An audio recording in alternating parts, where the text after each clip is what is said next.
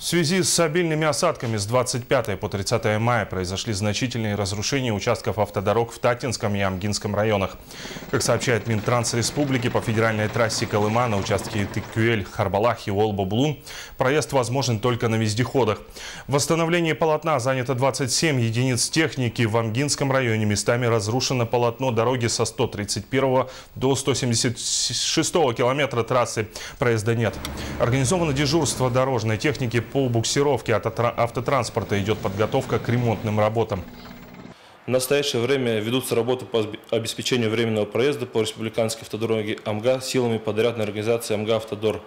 Организовано дежурство на участке 154-155 километр дорожной техники для буксировки автотранспортных средств. Ведутся работы по определению объемов разрушений в физических величинах. В данных работах по восстановлению автомобильной дороги АМГА задействовано 12 единиц дорожной техники подрядной организации АМГА-Автодор.